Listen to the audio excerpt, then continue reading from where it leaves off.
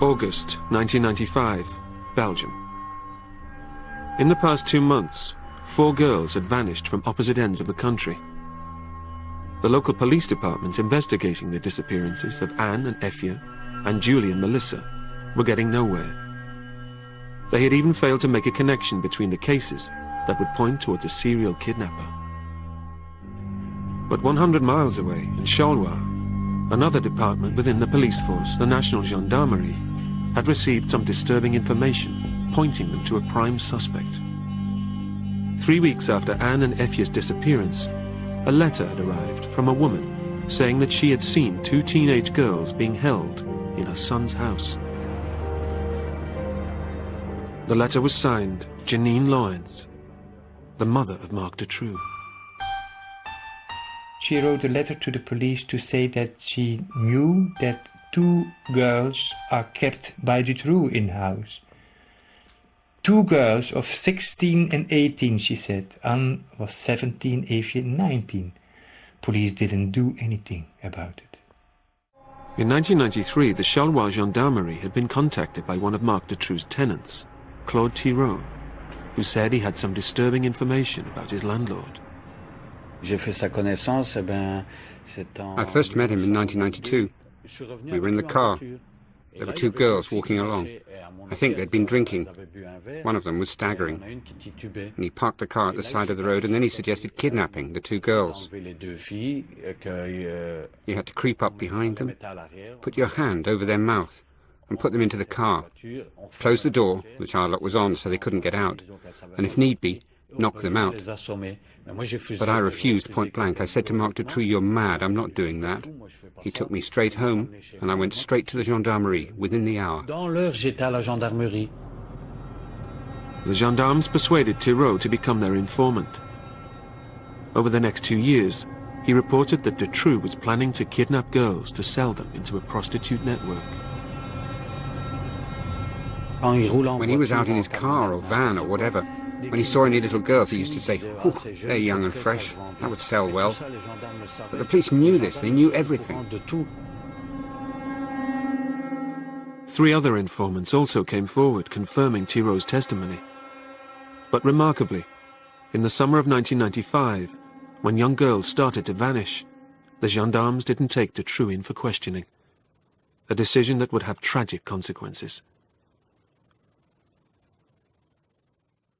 Si tu pouvais m'entendre, je veux que tu saches que ta maman, ton papa, ton frère, toute la famille, tous nos amis ne font plus qu'une seule chose depuis que tu es parti, te chercher et t'attendre. On pense tous très très fort à toi. Whenever in the United Kingdom young children went missing, there would be a national outcry from the very beginning, and there would have been a very large police investigation mounted. Now, somehow in Belgium, none of that seemed to have taken place, and it just went quiet very quickly. After 3 weeks, the police were drawing a blank. The parents, desperate to know what had happened to their daughters, hired a local detective, who in turn hired a criminal profiler to try to help with the case. He took a very high risk. This means that he is not a debutant, and with a criminal record for abduction, sequestration and torture, maybe there are 5 or 6 people who fit already this small profile. Anyone with a criminal record for a similar crime should have been a prime suspect. Marc Dutroux, imprisoned for the rape and abduction of 5 women, had been released just 3 years earlier. Aged 38, Dutroux was an unemployed electrician who lived in Charleroi with his second wife and 2 children. He fitted Carine's profile with uncanny accuracy. Carine gave the profile to the police, but despite his previous conviction, Dutroux was never taken in for questioning. A few weeks after the disappearing of Julie and Melissa, they know everything about Marc Dutroux, everything they need to know. They know about his trial in 1989. They have 4 people who have informed the police spontaneously to say that Marc Dutroux asked them to help kidnap girls. They know he's He has this stupid idea about cages, putting kids in there. If you need to know where Julie and Melissa are, the police has all the answers. They have the whole file. The question remains, why didn't they arrest him? Instead of arresting Dutroux, the gendarmes started a secret surveillance operation on his house in Marcinelle, codenamed Othello. In charge was gendarme René Michaud. René Michaud was the man in charge. He monopolized all the information that came in about Dutroux in the second half of 1995. It's all going to René Michaud. And he puts it in his bag and he says, "This is my secret operation. I keep my information here." Under Operation Othello, the gendarmes watched the house for 5 months, but for some reason made no further moves on Dutroux. Then, on December the 6th, he was arrested by the local police for car theft and placed in custody. The gendarmes, hearing that the police were planning to search the house, became alarmed. La gendarmerie, Monsieur Michaud. The gendarme, Monsieur Michaud, hurried to the examining magistrate, stepped into the room and said, "Don't send an ordinary police commissioner, send me, Michaud, because I know Dutroux, and I've had him under surveillance for some time." So, they didn't send a police commissioner, they sent Michaud.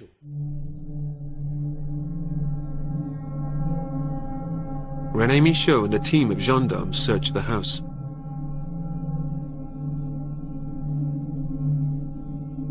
They discovered a stash of video cassettes. Michaud later watches them and determines that 2 of the cassettes are of no use to their investigation. René Michaud put some kind of symbol on it, and it meant not important, don't look at it. These were the 2 most crucial cassettes. 4 years later, the 2 videos would be discovered and watched by another police department. One of them showed Marc Dutroux constructing a ventilation system to his underground cell. The other one showed Dutroux raping a girl on a trip to Slovakia, and other images of a group of young gypsy children, undressed below the waist. Michaud had also missed a 3rd cassette, a recording of the parents' appeal on Julie and Melissa's disappearance. Michaud and a locksmith then went into the cellar that connected to the hidden cell. He went downstairs into the cellar, alone, with the locksmith who'd opened the door, where the gendarmerie suspected Julie and Melissa were, in a hidden cell, because Dutroux was a man who abducts girls and has a reputation for having a hiding place in his cellar. Well, he went down alone with the locksmith into the cellar.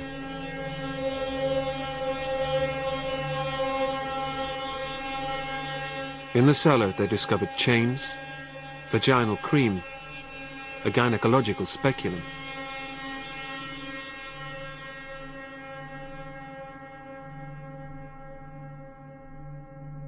René Michaud is supposed to be looking for a hidden cage.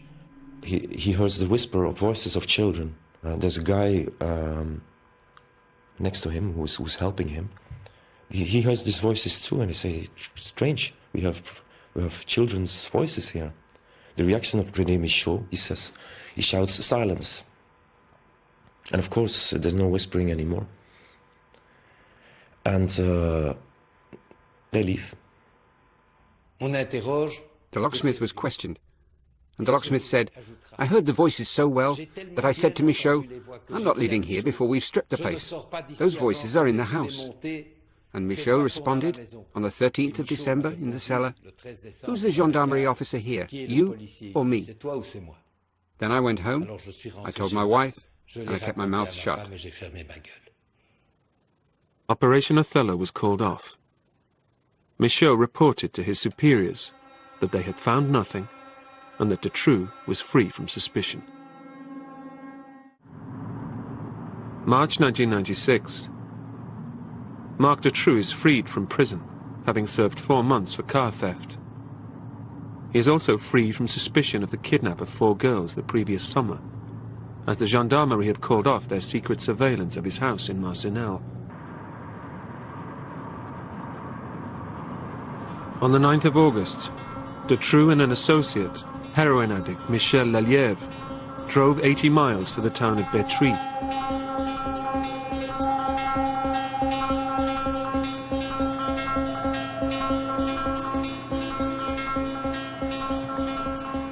In search of young girls, they hung around the local swimming pool. 14-year-old Laetitia Delhez appeared.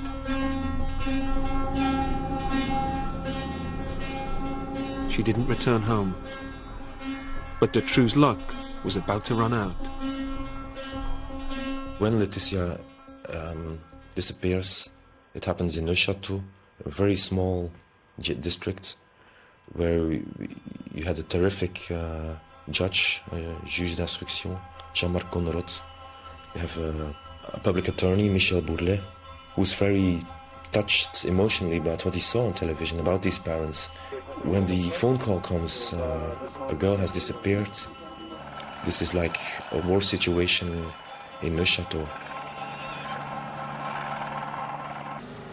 Within 3 days, the investigators had found a witness who had seen a suspicious white van in the area, and another who could recall part of its number plate. It was a routine for the police to put this combination in the computer. They see Marc Dutroux convicted for kidnapping 5 girls in 1989. That's how they have found Marc Dutroux. Dutroux was arrested for the kidnap of Laetitia. Also arrested were Michel Martin and Michel Lalièvre. But it would be another 3 days of interrogation before the police knew what they were dealing with. Dutroux and Lalièvre were being held and questioned, and Lalièvre was in need of a fix, and Lalièvre at some point cracked, and it all came out.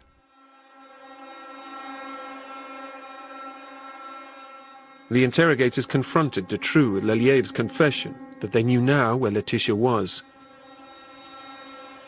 But Dutroux delivered an even bigger surprise. Dutroux said, "It's not one girl I'm going to give you, but 2. And he pointed to a photo behind me, and it was Sabine's photo. And I turned round and I said to him, 'That's Sabine.' And he said to me, 'Yes.'" They didn't know about Sabine there then. They didn't know anything about this. It was a complete surprise to find a second girl.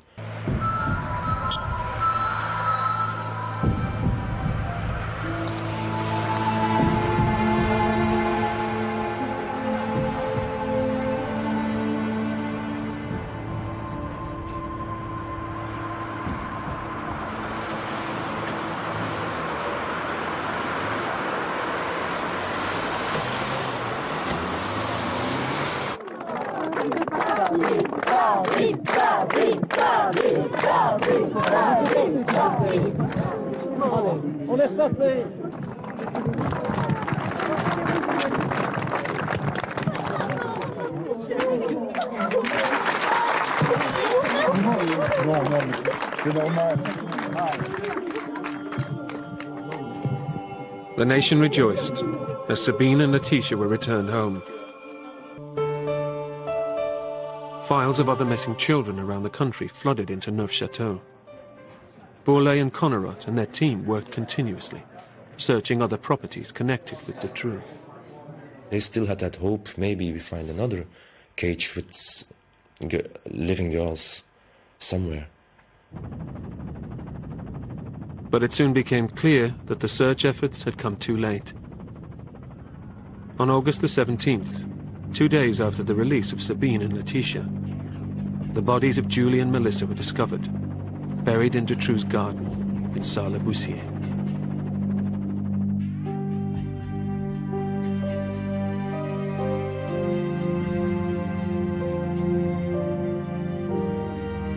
Jeudi dernier, c'était l'euphorie. Aujourd'hui, c'est l'horreur, évidemment. Other children, including Anne and Effie, were still missing.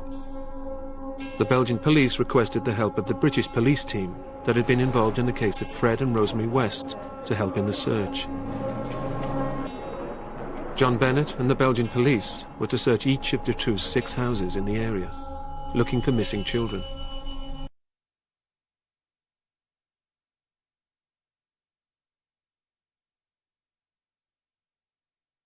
The search moved to a house in Jumet, where neighbours had informed police that Dutroux had been using digging equipment in the garden. A week after the arrival of Bennett's team, they uncovered the bodies of 2 girls. Anne and Effia had been drugged and buried alive. Alleszins één vraag voor ons is opgelost. Dat is dat wij niet meer hoeven te zoeken dat ze gevonden zijn.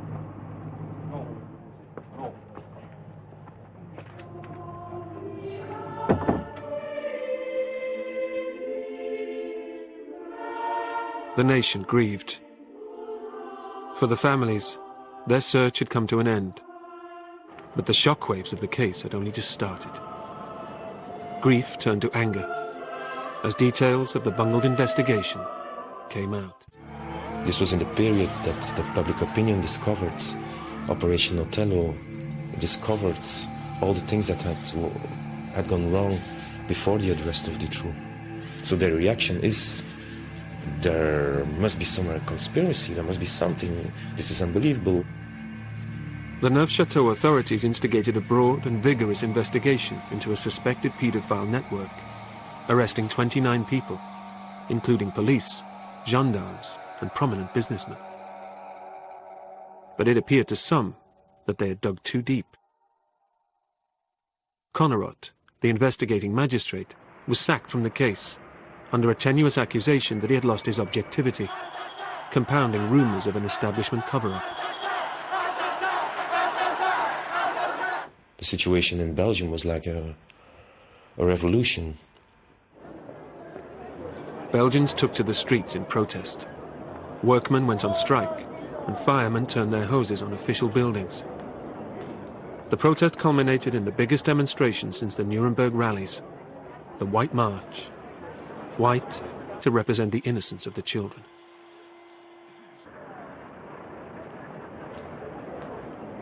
I think it was the biggest manifestation ever.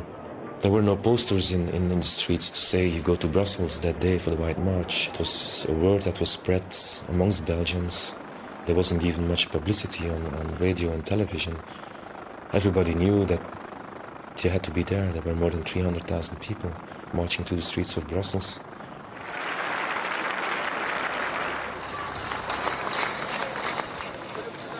Merci à tous d'être venus si nombreux. Merci. Merci aussi à tout le monde d'être venu. To me, the crucial sentence in the final report of the Parliamentary Commission was, there are so many errors, so many mistakes during this investigation that it can't be explained only by mistake. There must be more. The court case finally got underway in 2004, 8 years after Dutroux's capture, in the new Palais de Justice at Arlon. 500 witnesses were called to testify. Dutroux, the most hated man in Belgium, along with Michel Martin and Michel Lelièvre, was present in court, protected behind bulletproof glass. The court heard that Julie and Melissa had been alive in the cell at the time that René Michaud had searched the house. With Dutroux in custody for car theft, they had been left for 4 months with no electricity or heating. Michel Martin, visiting the house to feed her dogs, claimed that she'd been too afraid to go into the cell, so she'd pushed bags of food through the cell door. Julie and Melissa, unable to reach it, had starved to death. After 4 months, Dutroux was found guilty of the kidnap and rape of the 6 girls and the murder of Anne and Effia. He received life imprisonment. Michel Martin received 30 years, and Lelièvre 25 years. But the trial had raised more questions than it had answered. 30 witnesses had died in mysterious circumstances in the run-up to the trial. DNA tests and hair samples had gone missing or hadn't been performed. die Maas bei Lüttich. Hier wird am 7. April 98 beim Säubern des Wasserwerks eine Frauenleiche aus dem Fluss gezogen. Die Autopsie zeigt, sie wurde geschlagen und gewürgt. Es ist die Zeugin Anna Konjevoda. Die Zahnärztin Brigitte Genard war befreundet mit Dutrouxs Mitangeklagtem, dem Brüsseler Geschäftsmann Michel Nioul. Sie gilt als wichtige Zeugin. Ein Jahr nach dem Beginn der Affäre ist sie tot. Selbstmord, heißt es. Hubert Massa ist Oberstaatsanwalt und auf dem Höhepunkt seiner Karriere. Er arbeitet erst seit kurzem am Fall Dutroux, da findet man ihn erschossen in seinem Büro. Mysteriös die Umstände. Er hat keinen Brief für seine Frau und seine Kinder hinterlassen. Trotzdem entscheidet die Staatsanwaltschaft Selbstmord. Bernard Routemont ist Filmemacher und handelt mit Pornokassetten. Er wird der Entführung eines Mädchens verdächtigt. Es soll eine Verbindung zum Fall Dutroux geben. Außerdem findet man bei einer Hausdurchsuchung Kindersachen und Spielzeug. Nachdem er schon mehrfach ergebnislos verhört wurde, meldet er sich eines Tages telefonisch bei der Polizei. Er möchte auspacken. Auf dem Weg zu diesem Termin rast er mit seinem Auto gegen eine Hauswand. Tot. Auf diesem Gelände fand man die Leichen von Anne und Evje. Hier wohnte der Dutroux-Komplize Bernard Weinstein. Dutroux soll seinem früheren Helfer zunächst das Betäubungsmittel Rohypnol gegeben und ihn dann lebendig begraben haben. Man vermutet, dass Weinstein aussteigen wollte. Wurde er deshalb ermordet? Wollte Dutroux verhindern, dass sein Helfer zum gefährlichen Zeugen würde? Weinstein nahm die Antwort mit in dieses fast anonyme Grab. Guy Goebbels war Gendarme in Grasse-Hologne, dem Ort, an dem Julie und Melissa verschwanden. Er arbeitete von Anfang an dem Fall. Seine Kollegen finden ihn eines Tages tot in seiner Wohnung, mit der Dienstwaffe erschossen. Offiziell beging Guy Goebbels Selbstmord, doch auch hier gibt es Zweifel. Familienangehörige sagen, er habe keine größeren Probleme gehabt, nichts, was eine solche Tat rechtfertigen könnte. Das Dorf Commiers bei Charleroi.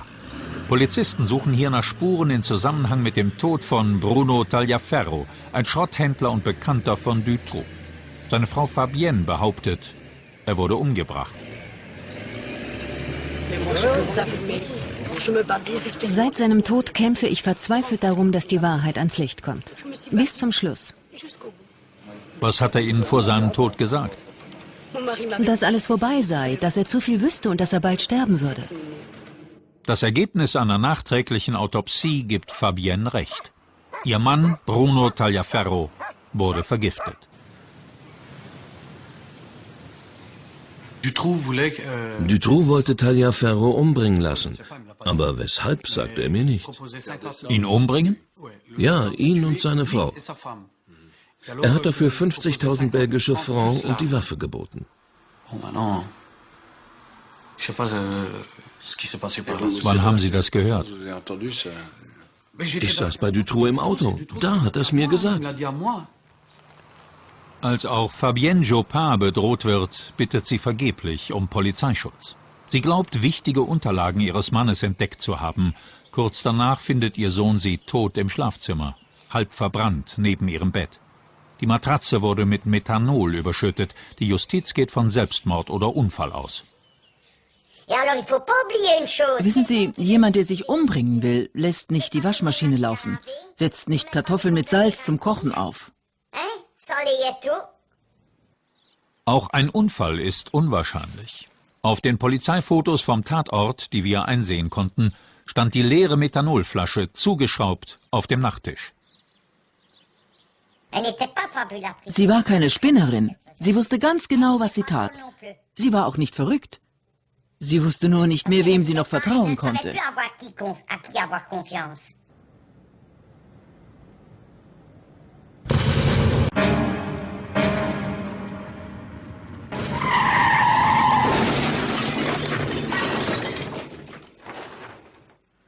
Eine weitere Zeugin stirbt, als sie nachts auf dem Weg nach Hause mit 80 Stundenkilometern gegen die Brückenrampe kracht.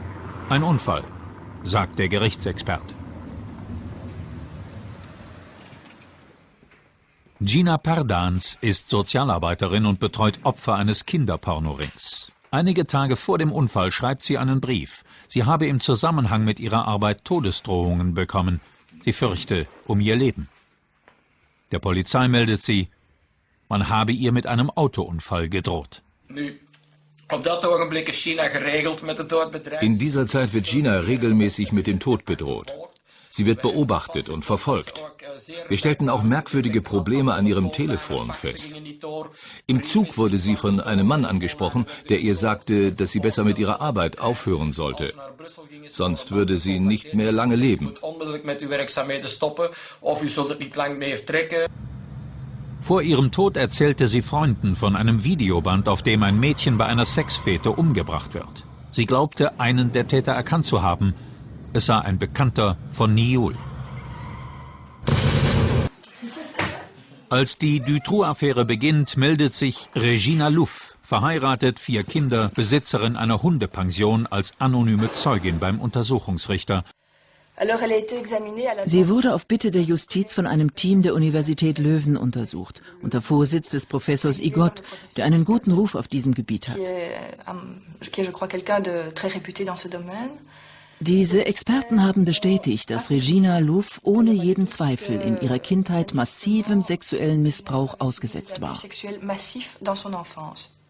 Professor Igot präzisiert, dass es sich lohnt, zu untersuchen, was sie erzählt. Davon sind sie alle überzeugt. Und wenn das, was sie sagt, auch nicht als juristischer Beweis genutzt werden kann, sollte trotzdem aufgrund ihrer Aussagen ermittelt werden. Während der tagelangen Verhöre erzählt sie von grauenvollen Erlebnissen über reiche und mächtige Männer, die bei Sexfeten junge Mädchen vergewaltigen, foltern und manchmal töten. Die Ermittler überprüfen einige ihrer Aussagen und meinen, es gäbe genügend Grund, sie ernst zu nehmen. Ihre Aussage: Dutroux sei Zulieferer und Michel Niul der Organisator eines Kinderpornorings gewesen. Niul and Dutroux had been seen at the site of the latest abduction the night before.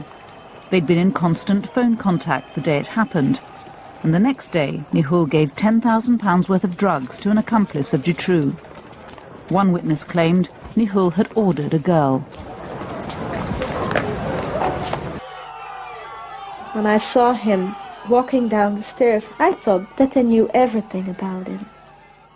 It was a shock. I thought, finally, they stopped him. Regina Luff was one of the first to come forward. She said that as a child she'd been abused for many years in a pedophile network involving Niul and Dutroux. I remember Jean-Michel Niul as a very cruel man. He abused children in a very sadistic way.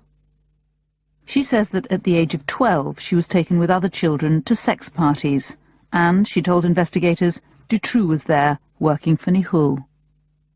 Dutroux was a boy who brought drugs, cocaine and something like that to these parties, who brought some girls, or watched girls on these parties. Niul, he was a sort of party beast, and Dutroux was more on the side. Niul denies he's ever met Regina Luff, but her stories never changed. Niul, she said, was one of those who organised the parties and invited the cream of Belgian society, judges, politicians and influential businessmen, in order to compromise them.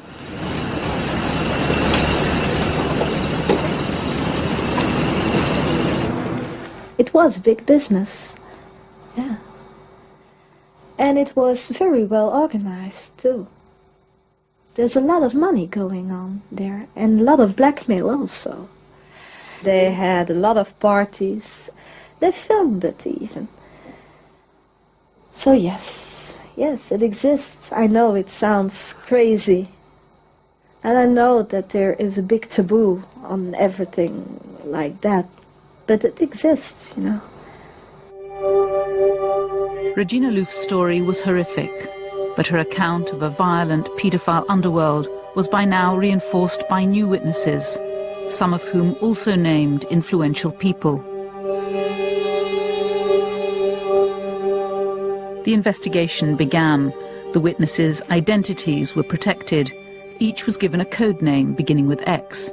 Regina was X1. They went up to X9. Their testimonies became known as Belgium's X-Files.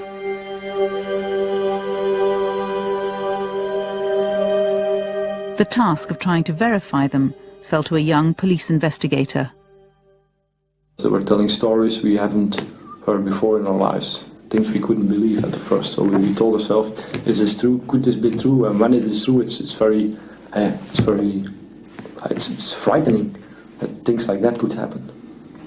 We had a special room for the interviews. It was specially equipped for people who have been victimized by such matters. There was a camera in the room. They were done mostly in the evening or the early hours. When the interviews were finished, they were written down by a few people of my team, all the way from the first word to the last. But then out of the blue, the investigation was stopped. We received a message that we couldn't investigate anymore, just like that. We were sent home. Just like that, without an explanation, because our work hasn't been done all right. Very strange. Why were you taken off this case? I wish I knew. Perhaps we were touching something we couldn't touch. Some people say this, we didn't have to prove at that moment to say things like that. But perhaps we were coming closer to some things, yeah, perhaps. Like what things? I don't know, something Belgium or the world shouldn't know about.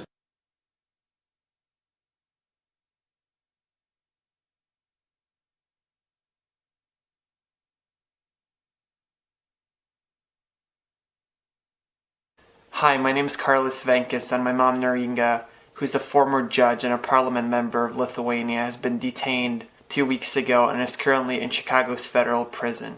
The Lithuanian government is seeking her extradition for 39 criminal acts that she's accused of. I would like to share the story of my family and also ask to sign the petition to the President of the United States. The story starts in 2008 when my cousin, who was 4 at the time, after coming back from a weekend visit from her mother, told my grandma and her father that her mother's friends are licking her. Soon the girl opened up more and told about everything that was going on in the mother's house.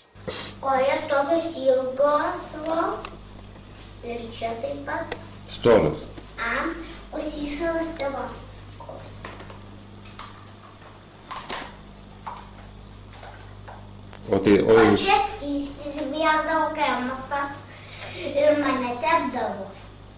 She told stories about 3 men, Jonas, Andrus, and Idas. While my uncle wasn't able to find out who Idas was, Andrus turned out to be a businessman who's also an advisor to the Speaker of the Parliament, and Jonas turned out to be a district court judge. But no charges were filed.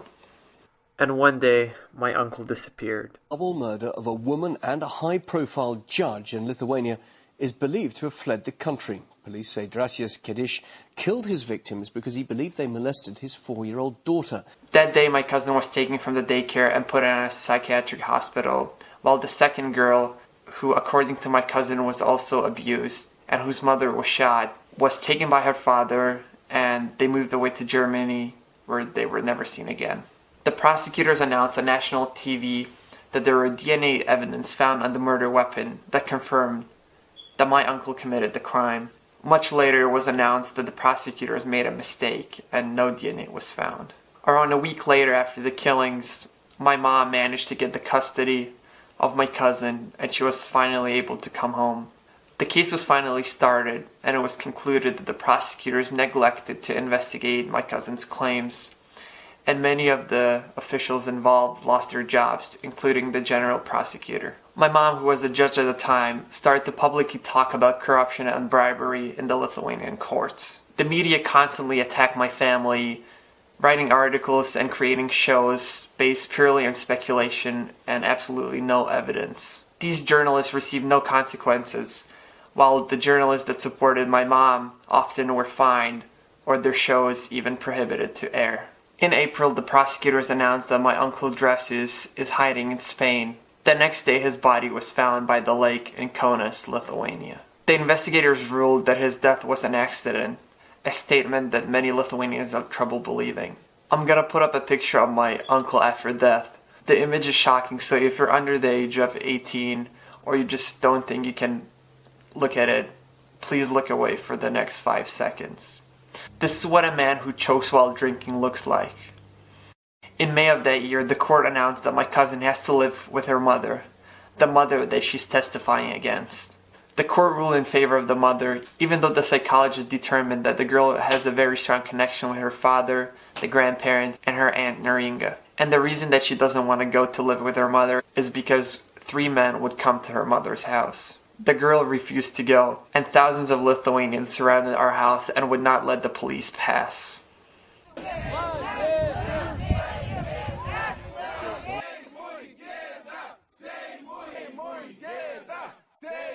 Presidente Gueda! Presidente Gueda!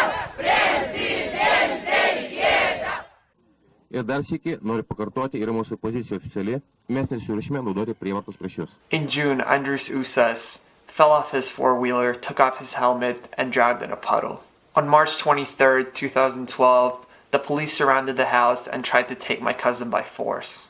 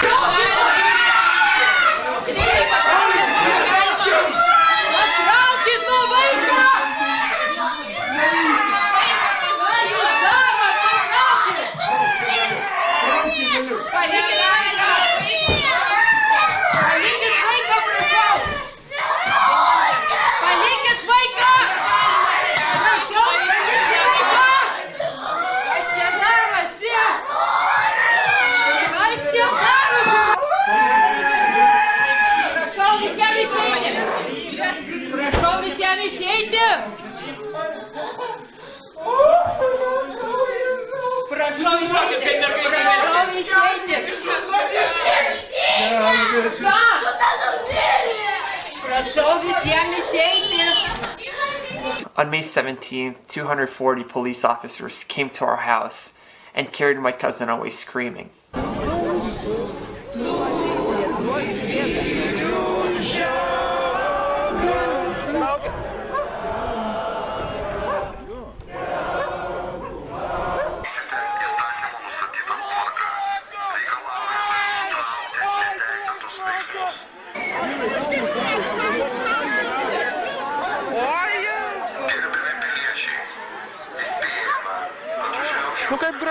Kaip Graikijoj, žinai, nu.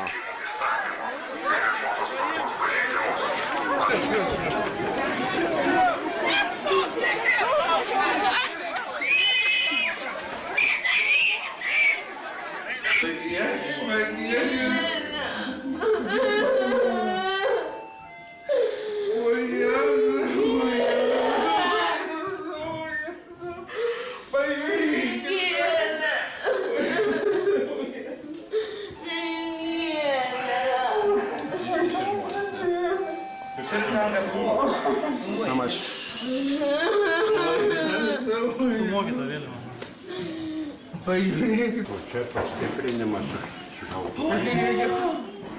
Pažiūrėkite, moteris.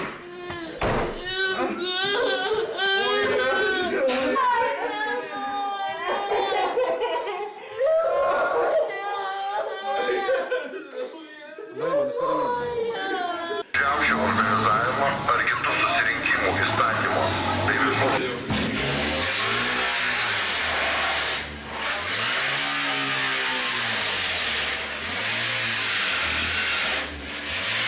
Reikalauja visiems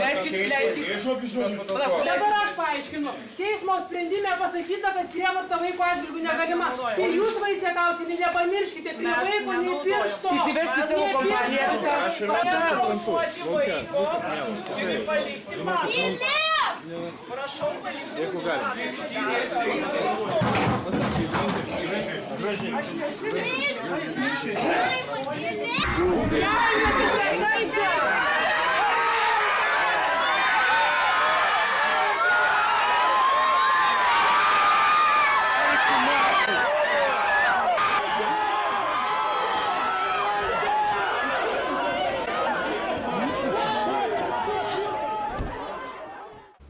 I haven't seen my cousin ever since. After that day, there were massive protests in Lithuania and abroad. The media started to speculate that my mom could potentially run against the president in 2 years. Just a few days after the protest, there were 5 charges brought against my mom. The parliament removed my mother's legal immunity, even though the prosecutors refused to provide all evidence. After the removal of her legal immunity, my mother resigned, while the chairman of the commission to investigate her challenged her to run against them. My mom founded a new political party, which won 7 seats in the parliament while having almost zero funding. Her campaign promised to reform the judicial and political system in Lithuania, with stricter punishments for corruption, rape, and pedophilia. Soon after the election, the general prosecutor asked the parliament to remove my mom's legal immunity once again, but this time there was one additional crime. The Liberals, the Conservatives, and the Social Democrats all announced that they're gonna vote in favor of removing my mom's legal immunity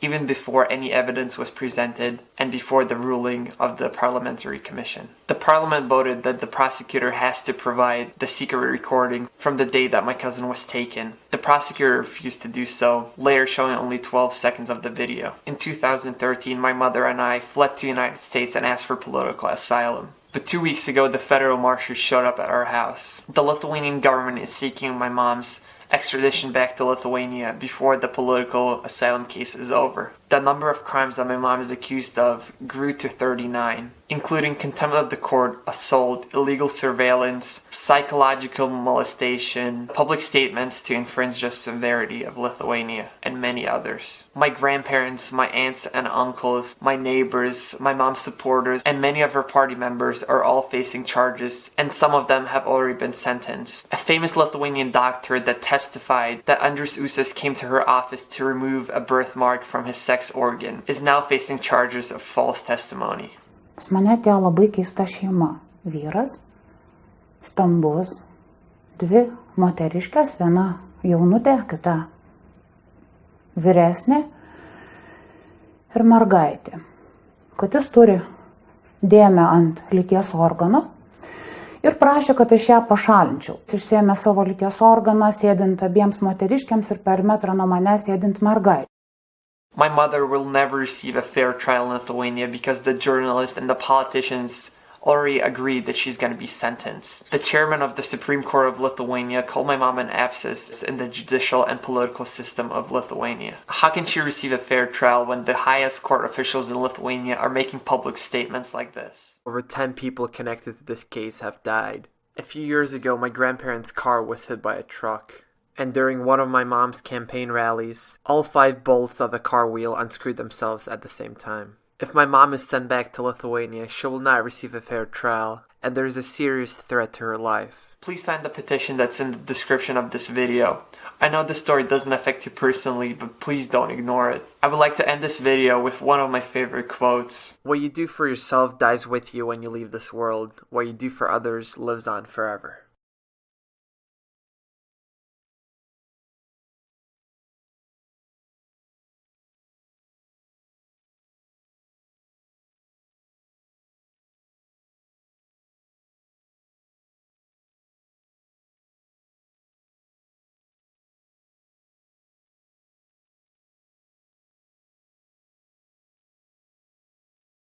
All her life, the mystery of her father's murder has loomed over Kiddist Forsyth.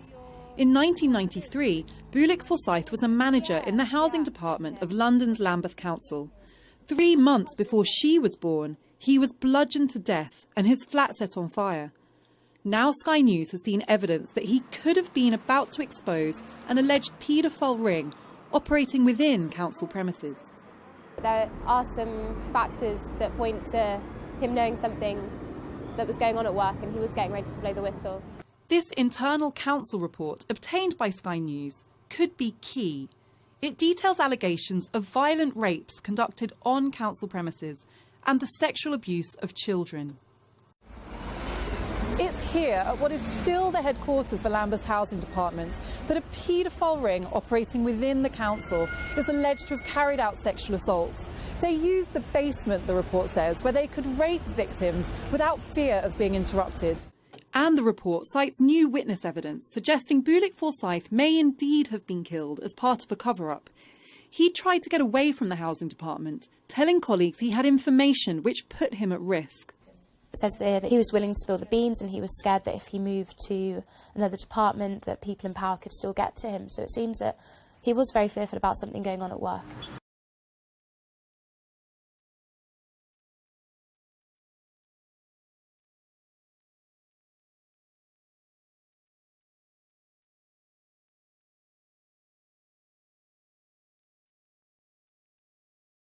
Is murder, and very nearly multiple murder. For whoever killed a local government official 4 months ago almost blew up a block of flats and all its residents. The dead man was Bulik Forsyth. Detectives hope tonight to find the motive.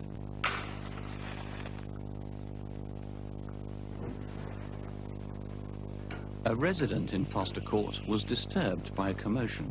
It was about 1 o'clock in the morning. I remember looking at the clock. I heard running at the back of the flats quite heavy footsteps. The gas failed to explode, and Bulik's neighbour woke up an hour later.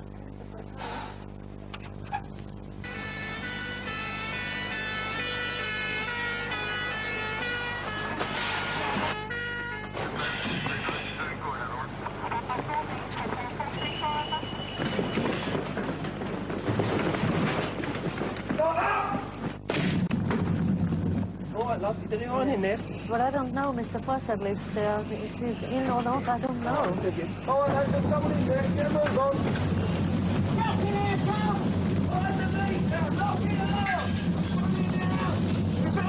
in, There's a body in here, Gov! One man found in back bedroom, apparently dead. The fire had been started deliberately. The dead man was 42-year-old Bulik Forsyth, and he'd been murdered, beaten repeatedly and savagely around the head. Bulik was last seen alive leaving the council offices around 5 p.m. on Wednesday, February the 24th. Every morning I hear the alarm of Mr. Forsyth's go off, because my bedroom is above his bedroom. But this morning I didn't hear the alarm. And then when I went out at 9 o'clock, I saw his curtains open. That was unusual, because mostly his curtains are drawn at that time in the morning. Edna, have you seen Bulik this morning? Is he expecting you? Well, not really, but I'm a little bit worried. He's normally here by now. While his colleagues were trying to contact him, Bulik's flat may have been having visitors. A local resident recalls, I was going over the paper shop to buy a paper, and I saw 3 men was coming out of Foster Court round the front there. They was carrying some briefcase and some folders in their hands. Why I noticed them? Because they look official. I never saw them here before. if you were one of those 3 men, the police would dearly like to hear from you.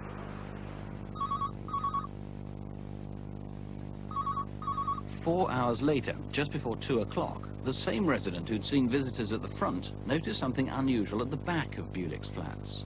I saw a white car parked there in the corner with 2 men sitting in it, and they was gazing at me. They're well dressed, and one of them have black hair, the other one have a brownish hair. I live here for 18 years, and I never see a car parked there before. Please call. I would like to know why he was murdered. And for my sake, my baby's sake, and his family, we all want to know why. Member of Parliament John Mann is a former Lambeth councillor. There's been a huge cover-up. There are many victims. There are deaths and murders. It's about time the truth came out in terms of child abuse in Lambeth.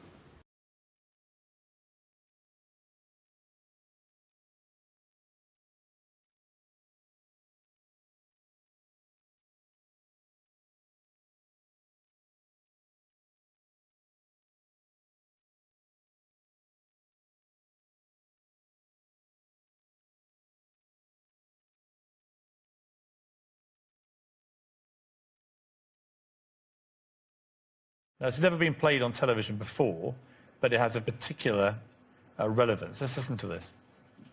So who else is on the goner list? Oh, it's endless, believe me. I just want to make a film of it. On film, I'd like to kill Jimmy Savile. I think he's a hypocrite. Weren't I right? I bet he's into all kinds of seediness that we all know about, but they're not allowed to talk about.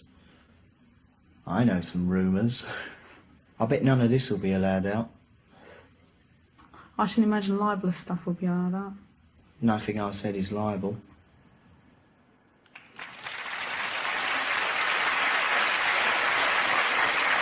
Sounds a bit harsh, the death list there. Well, but actually... Sometimes you're contentious in life just because you're bored of that But put aside put aside the rhetoric you were using. The fact that in 1978, at the height of the Sex Pistols explosion, there you are saying about Jimmy Savile, he was into all kinds of seediness that we all knew about. We weren't allowed to talk about it. I know some rumours. So you had heard the kind of thing that we now know about him, or stuff like that? Yeah. I think most kids did too. Most kids wanted to go to the top of the pops, but we all knew what that cigar muncher was up to. But I'm very, very bitter that the likes of Savile and the rest of them were allowed to continue. Did you ever try and do anything about Savile? I did my bit. I said what I had to. Did they air that? No. It just got suppressed. Yeah. For legal reasons. Yeah. And did you meet? I found myself being banned from BBC Radio there for quite a while for my contentious behaviour. Hello, welcome back. I'm pleased to say that our first programme of the new year has brought a really positive response to all the videos and reconstructions shown tonight. There's certainly something for the officers here to work on. This is BBC One. Now the 9 o'clock news with Peter Sissons.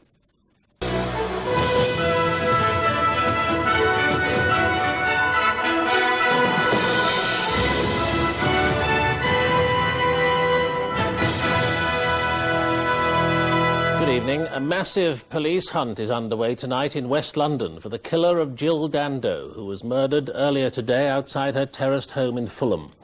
Police said tonight she died from a single shot to the head. Neighbours who found her dying on her doorstep had heard a scream and seen a well-dressed man hurrying away down the street. The shocking loss of one of Britain's best-known personalities drew many tributes, among them from the Queen and the Prime Minister. Our chief news correspondent, Kate Adey, reports. It's a quiet, pretty avenue in southwest London, where Jill Dando had lived for several years. Shortly before midday, some of her neighbours were alerted that something was wrong. Two women went towards the front door and saw someone lying on the doorstep. A third neighbour joined them. I heard the scream. You heard a scream? I did hear a scream. Did you hear a man's voice or anything like that? No man's voice at all. And did you hear a shot, or did you... There was no shots. That's what I would say was a shot. I wouldn't have thought there was a shot, no.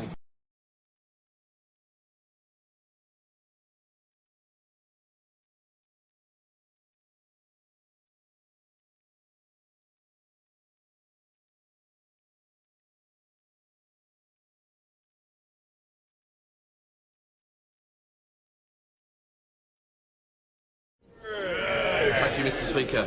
I want to ensure that the Metropolitan Police secure the evidence, re-examine it, and investigate clear intelligence suggesting a powerful paedophile network linked to Parliament and Number 10.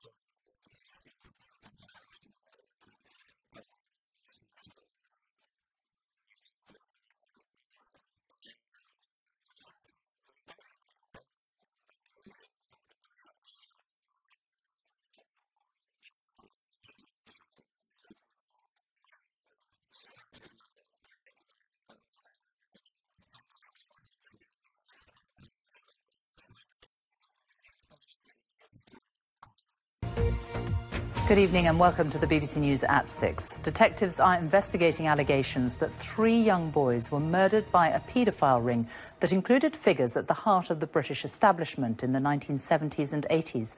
The claims have been made by an alleged victim known only as Nick. Nick described a childhood stolen by a group of men who raped and tortured him at smart London venues, including Dolphin Square. He said he watched them murder 3 boys. The story was broken by an investigative website called Exero. They'd been speaking to Nick for 5 months. So Nick, just tell me a bit more about the nature of the politicians who sexually abused you and other boys at Dolphin Square. Particularly nasty individuals. One was probably a lot worse than the other. One was a former cabinet minister, and the other was just a MP, but nasty, like to inflict pain, like to see us in pain.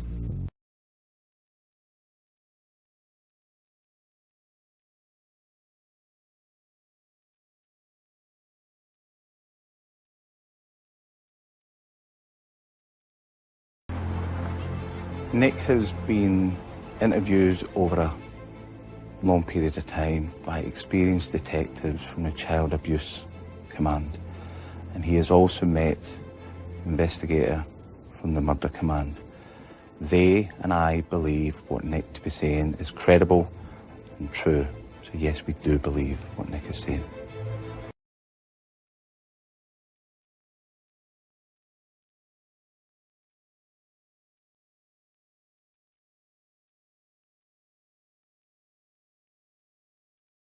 John Wedger is a police whistleblower. As a CID officer, he discovered back coverings on child sex trafficking networks, which led to an investigative inquiry by the Independent Police Complaints Commission, delving into the depth of police involvement. He is one of the bravest men in the country today, by many people's reckoning. John Wedger, thank you for joining us. Please speak freely to this commission. I'm recently retired from the Metropolitan Police, where I served as a detective. I specialised in child abuse investigations, and what is relevant to me being here today was my service whilst on the Specialist Vice Unit. I had been asked to look into an allegation made by a 14-year-old girl that she is being used as a prostitute. On looking into it, it appeared that this girl was one of many. She gave me another girl, who in turn gave me another, and it just spiralled. Very, very quickly, we had dozens of young kids aging from 9 to 14 years old. All of them were subject to care orders, either looked after or, in placements, homes or whatever, but all known to the social services. A lot of them were known to the police for being missing persons and everything else. And all of them were addicted to crack cocaine and heroin, and were all being pimped out, as the term goes, by one person, which was a female prostitute who was very well known to the Met Police. And this woman had alleged connections with high-ranked officers and also a local magistrate, and someone that was high up here, executive status in the BBC. This woman seemed to work with impunity for many, many years, and when looking into it, this actual racket had been going on for a long, long time. What I did was I exposed my findings. I committed them to paper in what was just a basic intelligence report. But I had been approached by a Scotland Yard detective who told me, he said, when you investigate any crime and you do well at it, you get praised. When you look into child abuse cases, the opposite happens. Be very careful. He then told me about a cabinet minister that they'd investigated on a few occasions, and on each occasion they'd been shut down. So I was aware that this had gone on. So I was expecting to be praised for what I found out. Each day a new child would be found, and it was just spiralling. I was brought before someone who is now a very, very high-ranked officer in the UK indeed. And he sat me down and he said, John, I've got to be very upfront with you. And I said, well, I'd like to be upfront with you, Governor, as well. And he said, you know, you're, out of all the officers I've got here, there was about, I don't know, 40 officers. He said, you're the second best one I've got, which was a good accolade. He said, but unfortunately, you've dug too deep. What the hell have you done? Now, on a personal level, since the beginning of 2000, I'd brought up 4 children on my own, and this was common knowledge within my unit. And he said to me, if you ever disclose what you found out, you will lose your home, your children, and your job. You must shut the F up. And he said, you will be thrown to the wolves. You have no idea who and what you are dealing with. He said, I'm warning you now, you must back away. And then he said something quite strange. And he said that if you say a word of this, and even if you make a complaint, it will come back to me and it will go in the bin. I and no one else will ever betray fellow rank. Shut your mouth. So I walked away from that investigation and I moved on. I was offered to stay, but I couldn't. What was very strange was that the main witness, the young girl that came forward, was found dead in the street very shortly afterwards on a suspicious drug overdose, which sort of compounded matters. One of them told me of a scenario when he was in a kid's home at the age of 4, was raped on his first night by a Catholic priest. He then went on to be raped daily and whipped and beaten. He became a drug addict and he ended up as a rent boy on the street at an area of the West End where I used to work as a vice copper. And that was what was classed as the meat rack in Piccadilly Circus, where young boys were openly picked up for the purpose of prostitution. It was known about. He went to get in a car and he was in trouble. He needed drugs, so he needed the money. And he had a pimp, and he said a pimp wasn't a bad thing. A pimp actually looked after me. I was safer with a pimp on the street than I was in a kid's home. He went to get into a car which was a white Rolls Royce with 2 men in it. And his pimp said, don't go in that car. The last 2 boys went in there. They killed them. We never saw them again. He gesticulated for the driver to drive around the block. And his pimp didn't see this. His pimp thought he'd walked away. But he didn't. He got in the car. He was then taken to a very affluent part of London called Hampstead. He was then subjected to 3 days of torture and sexual violence in which he said that they knew that they'd killed him. And he said they dumped his lifeless body on Hampstead Heath by the Royal Free Hospital, believing he was dead. And he said, what shocked me more, John, was the fact that these 2 men, they were well dressed, they had a big house, and they were actually getting ready to go to their niece's wedding whilst they were dropping my lifeless body off, perceived lifeless body off, on a bit of heath ground. Yet it goes on consistently. I took the matter to the policing minister at the time, a member of the Privy Council and a member of the government's cabinet. He met with me and he was actually, to my surprise, appalled. He arranged for a meeting with the Home Office. The Home Office then got their independent investigation team involved and stated that there will be an independent investigation into my claims. And they deemed that the Met Police and the IPCC had failed and they will look into it. I was summoned to a meeting and it was a fully recorded meeting and it was witnessed, and in which the Cabinet Minister handed my paperwork over to the Home Office officials, and that was an official handover of the paperwork which I supplied to him. They then gave me their assurances that they will be in touch with me and give me a 24-hour contact number, and said they will investigate this independently. I never heard from them again.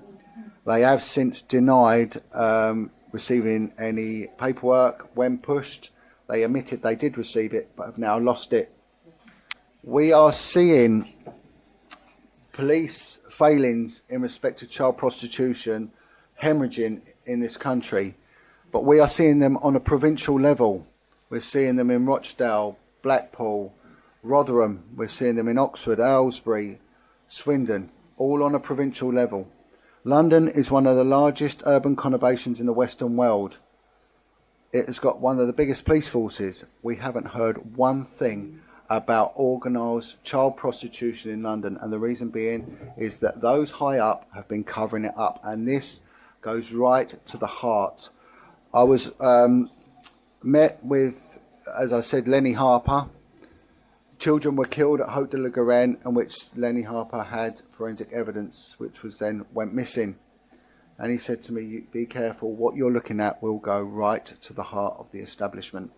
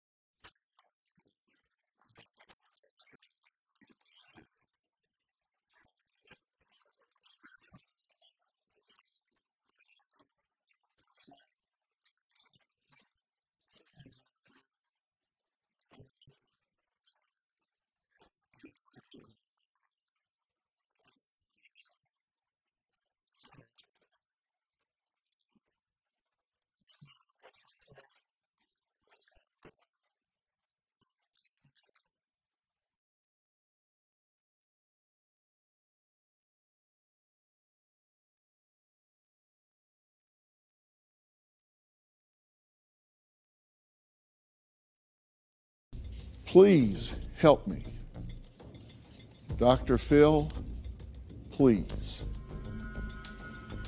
She wouldn't even show her face. The story you're about to hear is so shocking, so unbelievable, that your mind is going to struggle to allow you to accept that things like this exist. But they do. And they are happening right now all over the world, even in small towns right here in the United States.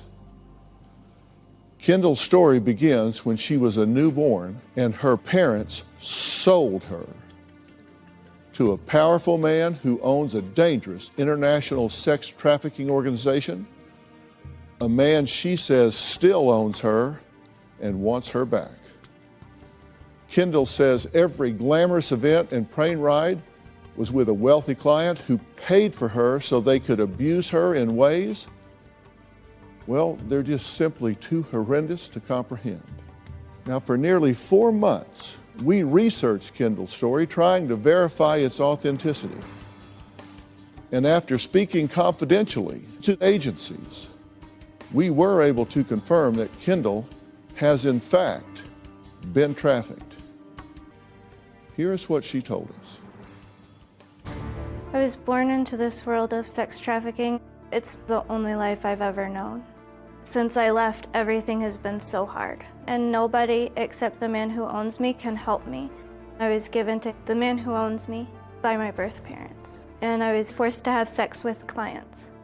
One of my first memories was thinking that it was normal for men to be fondling babies.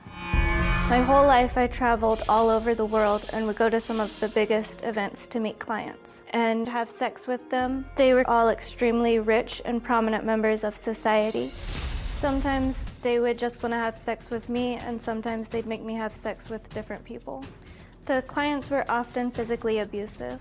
Clients were even allowed to smother me with a pillow or plastic bag while having sex with me, but they were never allowed to leave marks or bruises on my face because I always had to look pretty. The man who owns me constantly manipulated me and did horrible things to me. He would make me be a dog, made me eat feces. I was kept in a cage. Sometimes he would electrocute me as punishment. He said that all of this was happening because it was God's will, because God made me for this. If I told anybody about what was going on, that nobody would believe me. I 100% believed him. I still believe him. Some clients own their own island or a big piece of land, and they would buy us just to hunt us. Some laid traps for us, and others would track us down like animals. It was important never to be the one captured first because you didn't want to appear like you weren't playing the game. You would be punished. It's one of the scariest things clients ever had me do. Well, Kendall claims that she was purchased by wealthy clients to do anything they pleased. Now, sometimes she was used as arm candy, others for very sick games. On the outside, her clients were pillars of their communities. But behind closed doors, she says they were sinister and evil human beings. The clients I was forced to have sex with were very rich and powerful, very important VIPs. They were in law enforcement, doctors, psychiatrists, judges, politicians, even people who owned sports teams. I attended many parties for people who had just got elected into office. When I would attend these events, I had to look pretty and act like I belonged there. I had to know how to hold a conversation about politics. I would be at all of these nice events, but it would never end nice for me. At parties where people knew what we were there for, the clients would treat us really poorly. Many times clients were physically abusive. I've had broken fingers and broken ribs and been kicked a lot in the head. And I've even been sat on and smothered. The clients all had different expectations for what they wanted from me and what they wanted me to do. Sometimes they would bring little boys into the room and they would make me have sex with them. Many of the boys were as young as 5. To this day, I still wonder if I raped those little boys or if they raped me. Now I feel lost. I wrote to Dr. Phil because I feel like he might be able to help me and that maybe he can give me some idea of why I should even be alive.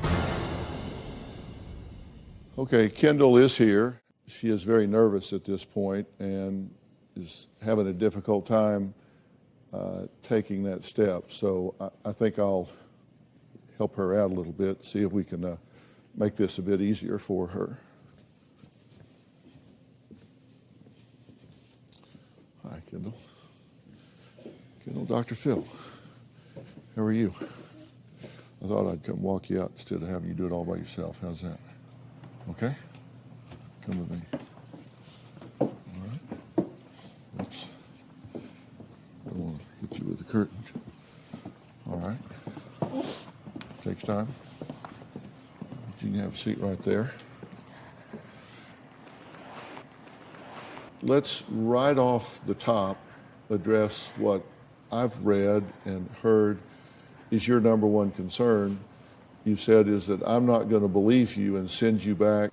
Absolutely, unequivocally, that's not going to happen. I 100% believe that you have been trafficked. I 100% believe that you have been exploited. I 100% believe that you have been hurt, that you have been beaten, that you have been abused. And I 100% believe that you deserve the help that you've reached out to get.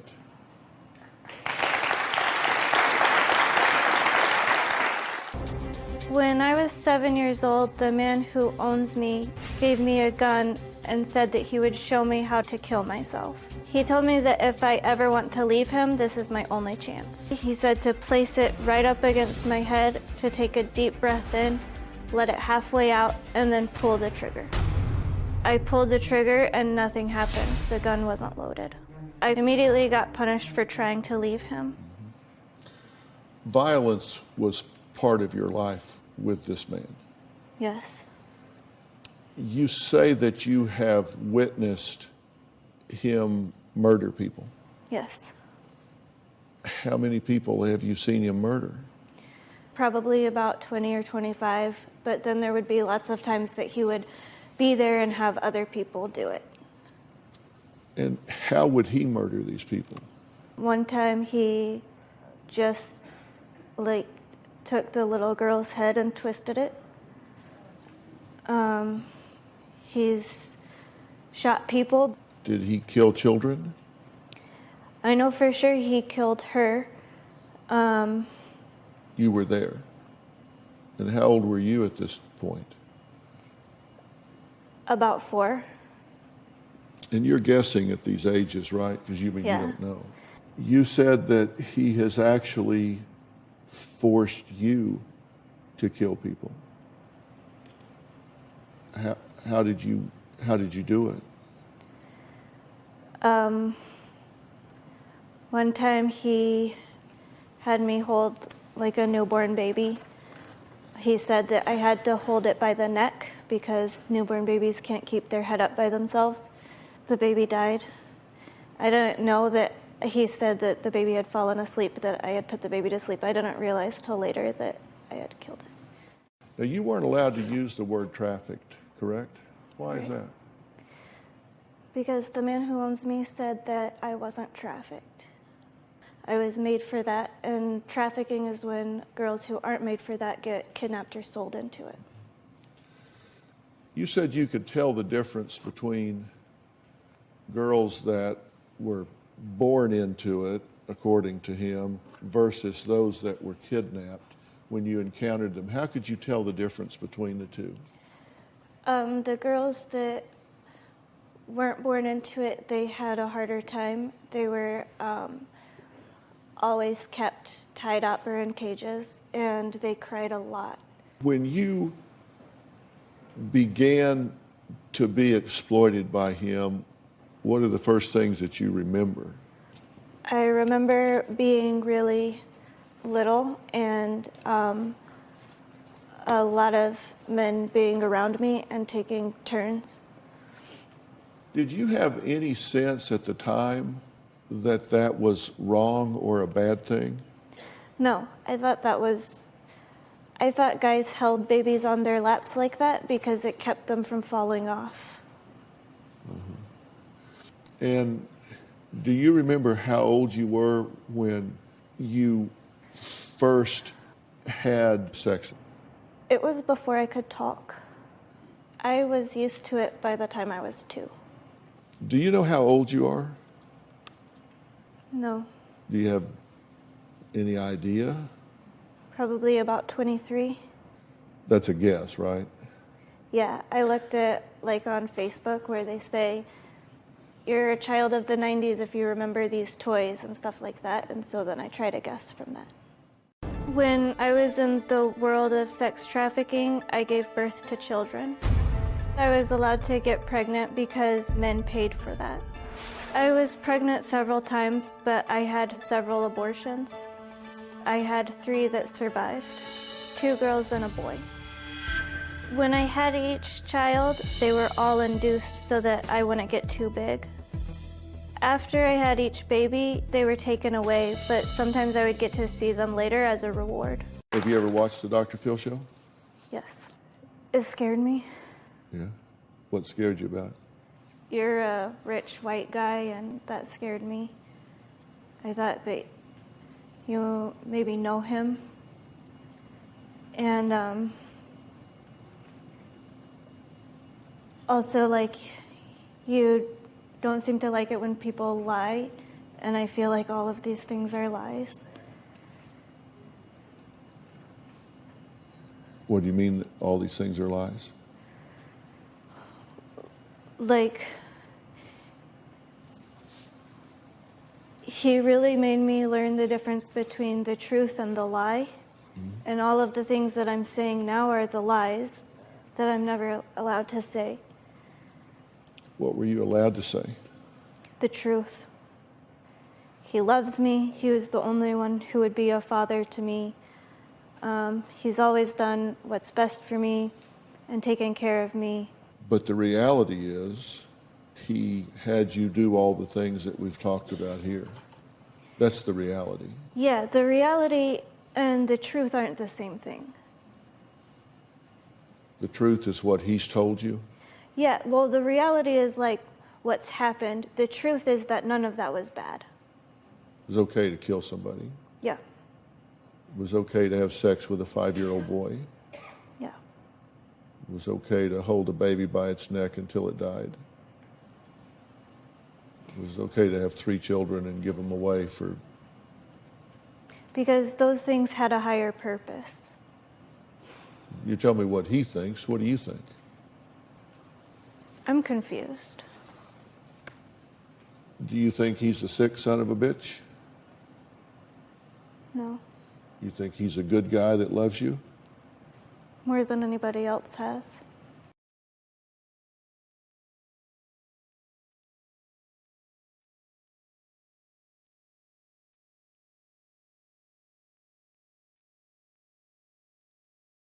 And at one point, 20 of the searchers came back to the house, furious, angry.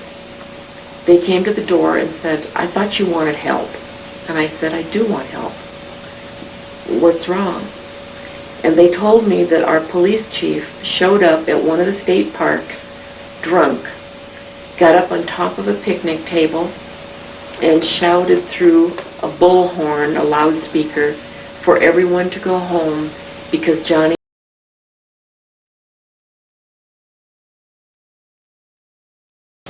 One very important piece of information that we did get came from an interview. One of the neighbors told him that he had seen a van parked the wrong direction on the street with the motor running, and it was a loud engine. So it caught his attention, and he watched for a little while out the window, and he saw a car pull up next to the van and saw that two men were loading something long wrapped in a blanket from the car to the van. And then they all jumped into their vehicles and drove away. We kept that information. We did not share it with law enforcement. And I did that for a reason. Because I knew that someday somebody was going to come forward with that piece of information. And if it had not been broadcast through the media, then I would know that that person was telling the truth.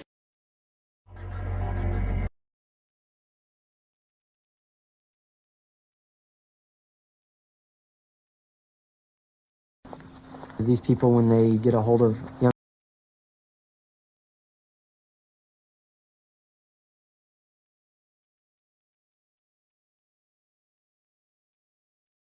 Larry King was the fastest rising black star in the entire Republican Party of the United States during all of the 1980s.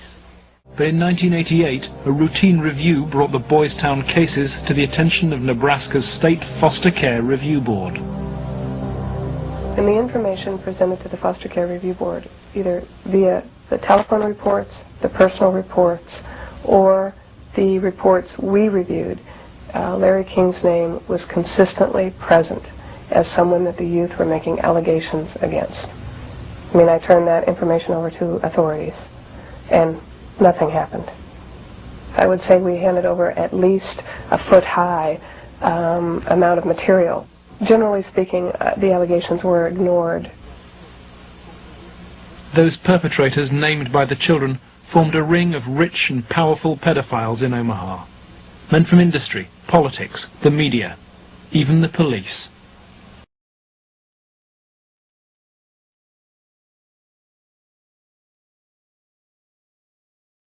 On April the 11th, 1988, the Franklin Credit Union was raided and closed by the FBI.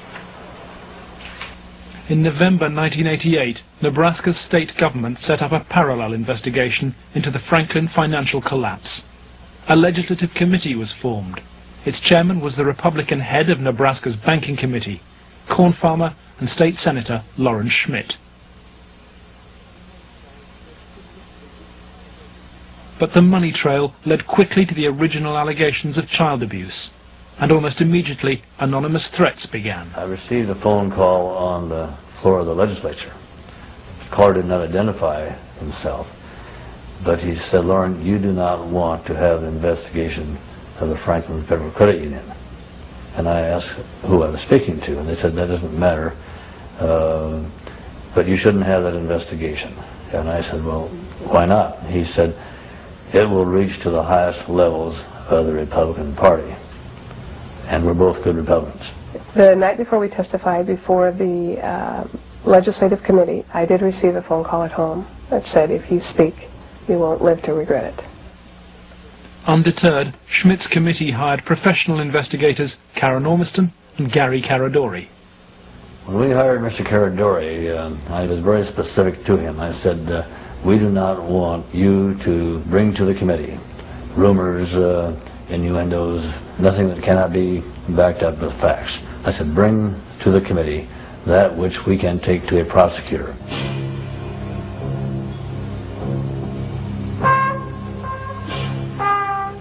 On the streets of Omaha, Gary Caradori and Karen Ormiston found new victims of King's paedophile network.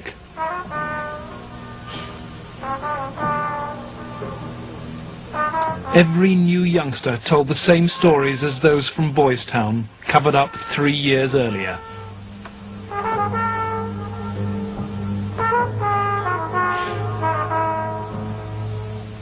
They were telling us about prominent people in Omaha and elsewhere that were abusing children at parties. The prominent citizens' names that originally came up were of concern to me because I knew many of those individuals, and I very frankly was shocked to have those names show up on the list. Ormiston and Caradori recorded their new witnesses on videotape.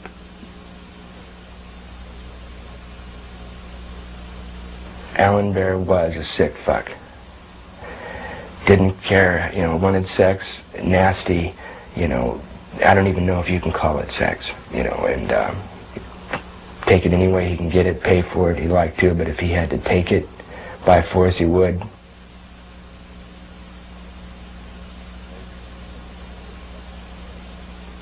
Larry King was the same kind of sick fuck Alan Bear was, except Larry King was more violent, more sure of himself, you know. I mean, I would, you know, see him fuck a 10-year-old boy in the ass, you know, until he bled, and, you know, just pull out and stop, and, you know, push him down, you know, and then go out and, you know, meet with decent people. King would also provide underage girls for abuse. Alicia Owen was 15 when she attended her first party. What do you mean? Sometimes there'd be a guy straddling over my face. Okay. Most of the time, Larry King took pictures quite a bit during that time. I know it's difficult. I don't know. Okay. And I think I could have said no. Okay. But I don't know. Okay. And you know, Alicia, you're a victim. And at a young age, let's go off camera for a minute. Kicking, screaming? He was kicking and screaming. What was he saying? Saying, please don't hurt me. Did you hear him fall? Did you hear him fall? What'd you do to him, Paul?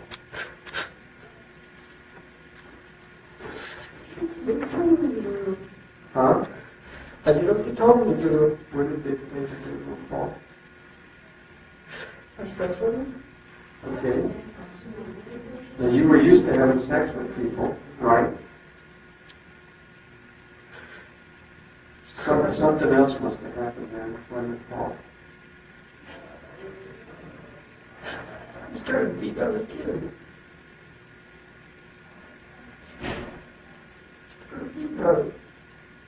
Who started beating up? This guy that was with the film crews that became it. And started having sex with this kid. Okay. Bleeding. Bleeding from where? Okay. You okay? And then yeah, I drug him around. Are you in the cage? Started dragging him around. He kept being just dragging the kid around. He was trying sexually. Just tossing his kid around like ice cream cups. He just tossing his kid around like it was a bag of potatoes or something. He starts slamming them all in place. When he came back, he started kicking the shit out of me again. Started kicking my head. I started to do something to him with a stick. Right for balls. And couldn't fight back. And he took me and Nicholas and shoved us in the cage. And he took this kid and he sat there and sat him up. Sat him up. Right next to the cage, and then he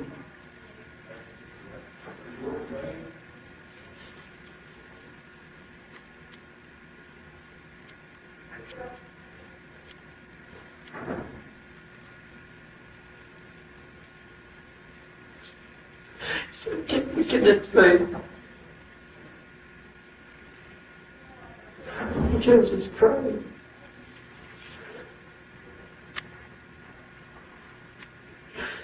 I kept yelling the guy's son, I said, kill him if I got a hold of him.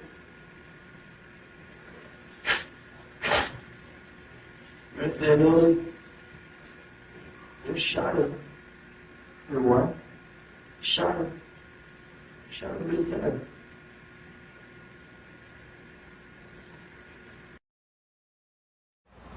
Immediately, the videotaped testimony was leaked to a hostile media. The media immediately started discrediting the witnesses. They were,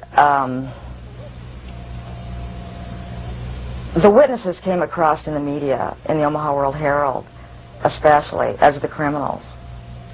The last 3 victim witnesses were demolished by the press, particularly the Omaha World Herald. The paper never looked for information that would support any of the allegations. The whole purpose of the stories was to destroy any credibility that these youth may have. Troy Bonner was brought in for questioning by the FBI. The FBI's attitude was, just no, that these kind of things don't happen. From the first interview when I went, and realized they don't believe a fucking thing I'm saying, you go on with this story, you're going to jail. That was said to me direct. Just out of fear, I came to recant the story out of fear. As Gary Caradori and Karen Ormiston sought out new witnesses on the streets of Omaha, they found themselves under constant threat. Gary was threatened several times. His vehicles were tampered with. I would think whoever tampered with them, it was a scare tactic because it was so obvious that they were being tampered with. Gary there was one piece of evidence I know he got that he even said he got one step ahead of them this time. He told us about this book. It was like addresses, telephone numbers, names. He said if they knew he had it, they'd kill him. On July the 11th, 1990, Gary Caradori and his 8-year-old son, AJ, were flying home from Chicago. They had watched the All-Stars baseball game, and Caradori had been pursuing new leads.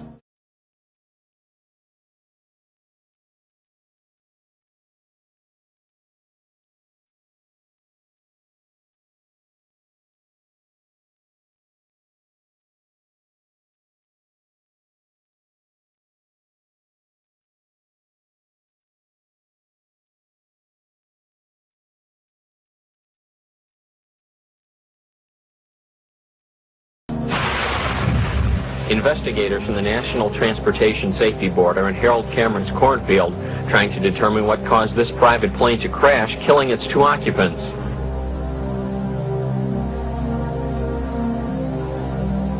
The bodies of Gary Caradori and 8-year-old AJ were found in the wreckage. National Transportation Safety Board investigators say wreckage from the crash is apparently strewn over a 3/4 to 1 mile long stretch in this field. The fact that the wreckage is scattered over a large area certainly demonstrates that it did break up in flight. The exact mechanism of breakup yet is still unknown. The federal investigation was never able to discover what tore the plane apart. There are things missing from the plane. His briefcase is missing. Within 24 hours of the tragedy, FBI agents impounded all records of the investigation. Gary Caradori's death pricked Troy Bonner's conscience. He promised Sandy that he would recant his recantation and tell the truth. I set the record straight. I was, going to do it. And would.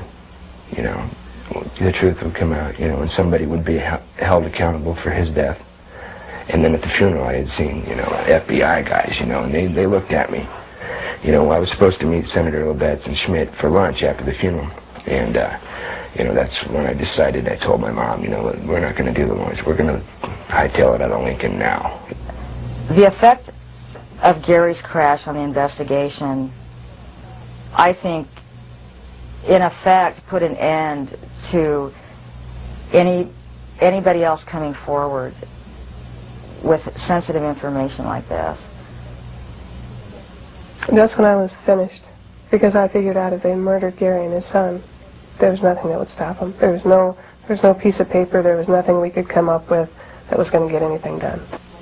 Under pressure from the FBI, Troy Bonner agreed to tell a Douglas County grand jury investigating Larry King that he and Alicia Owen had concocted the entire child abuse story on payment of a $500 bond. Troy Bonner was to be the star witness against Alicia Owen, but he grew uneasy about maintaining what he claims were the lies fed to him by the FBI.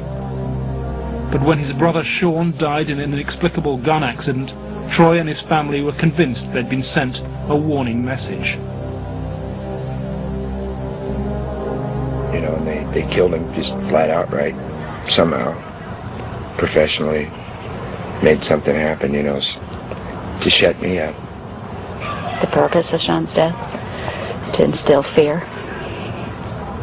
And it worked. It should have been me there instead of him. Really. I'm not trying to make anybody feel bad, but he was brilliant and innocent. It should have been me. He had so much to give. I've taken so much. It should have been the other way around. I can explain to you what it feels like to lose a child. But when you see the pain your kids have because of that, it's much worse. I can't do anything for them. I can't take that pain away for them. Lauren Schmidt's legislative committee issued a report denouncing the grand jury. 2 months later, it was disbanded, leaving Schmidt a broken man. The message was not lost on most politicians in Nebraska. I think the message that was delivered was, if any legislative committee ever tries to conduct a thorough investigation again, the same thing will happen.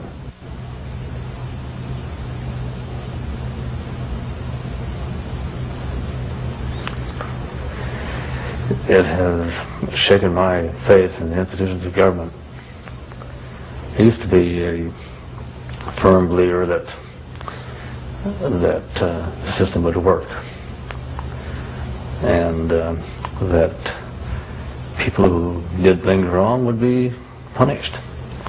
And we discovered victims who claimed to have been abused and who the grand jury acknowledged had been abused. But they did not try to find out who had abused those individuals. Instead, they convicted Alicia Owen of perjury. Indefensible from my point of view. In July 1991, Alicia Owen was convicted of perjury. Her sentence was between 9 and 25 years. I can't find a case in the history of this country where some kid got sentenced to 25 or 30 years in prison for something like this. For some reason, they had to send a signal to every kid who was a potential witness. My opinion again. A signal so loud and clear, if you dare to come forward, if you dare to talk, watch what happens. 3 months later, Larry King was jailed for the $40 million fraud. He was given a 15-year sentence, 10 years less than Alicia Owen. But despite the attempted cover-up, word of the child prostitution ring got out and threatened the very top levels of government. And if Washington doesn't have enough to talk about these days, the Washington Times reported today that unidentified White House aides in the Carter, Reagan, and Bush administrations now are being investigated for using the services of a call boy ring. This was the thing that always bothered me. They claimed it was the largest male prostitution ring in the city that they've ever had uncovered. It was $1 million a year minimum. Yeah. And yet they only prosecuted the operator, Henry Vinson, and 3 of his lieutenants, as it were. They never went after any of the Johns or the clients. This operation, which was, again, quite large, claimed to have clients that ran from the White House to the Capitol Hill to the State House to the churches, within the media. And that's precisely what Paul describes as the people he was with. And a lot of the stuff led there, but we couldn't quite nail it at all cases because, again, to accuse someone of high stature, you've got to be very careful. I understand. We were able to do it through the mother lode, which provided us credit card receipts and canceled checks, and then lists of the clients. The prosecutors knew all this stuff. There was approximately 20,000 pieces of 20,000 documents that they had. They sealed the entire record when they found out I was accessing it. They required consent agreements from all the lawyers, all the clients, all the relatives of all the clients, all the hookers, including the clients themselves. Which means you can never gain access. They sealed them by court order. And we've attempted on several occasions to unseal that, and we've been told it'll be a cold day in hell before those records ever get unsealed. And it makes me wonder what's in those records. Yeah.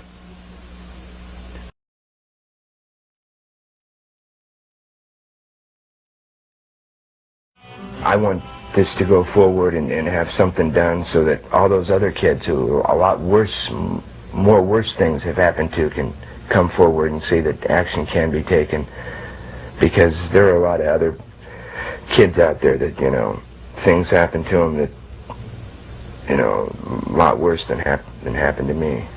I get up one morning, check my email, and there's an email from somebody I didn't know with a small little paragraph saying, "I thought you should know Troy Bonner is dead."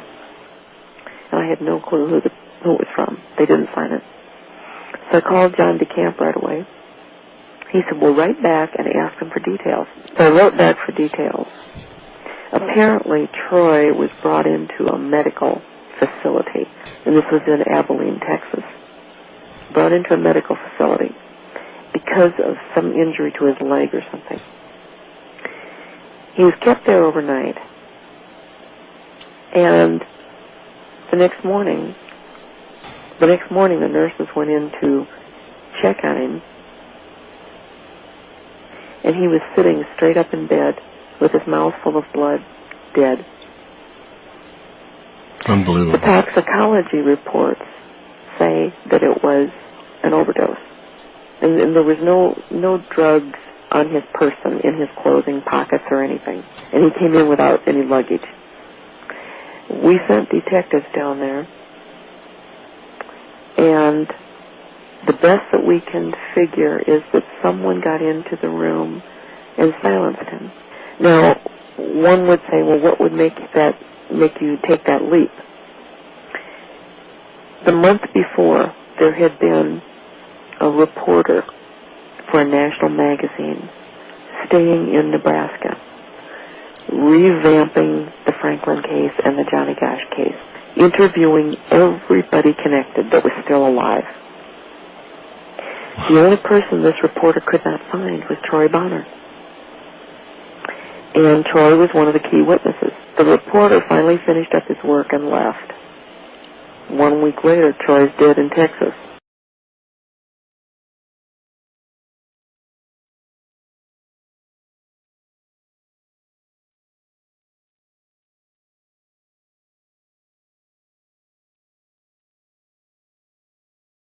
If you can control about 3 or 4 key elements, you can totally own a state. You can make right wrong. You can make truth falsehood, falsehood truth.